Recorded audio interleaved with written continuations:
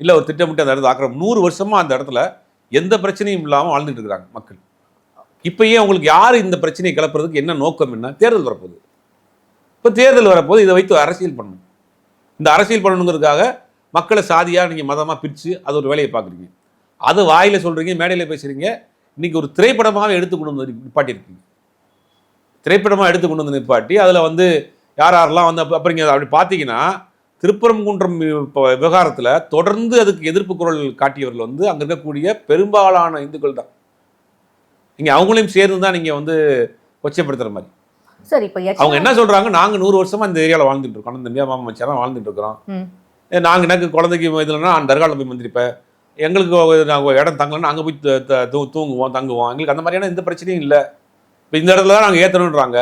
சரி, அந்த இடம் என்ன இடம்னு ஒன்று கிளாரிஃபை பண்ணலையே, அதுதான் சிக்கல். இப்போ இது வந்து இவங்க இந்தியா முழுவதும் பண்ணிய வேலையை தமிழ்நாட்டில் பண்ணுறாங்க. அப்படி அதை பிரபகண்டாப்படுத்துறது மாதிரியான ஒரு திரைப்படத்தை எடுக்கிறாங்க. இப்போ ஏற்கனவே பார்த்தீங்கன்னா Kashmir files, Kerala story, Sabarmati report, அப்படி நிறைய படங்கள் திரைப்படத்தின் வாயிலாக வன்மத்தை விதைக்கக்கூடிய வேலையை இவர்கள் தொடர்ந்து செஞ்சுட்டு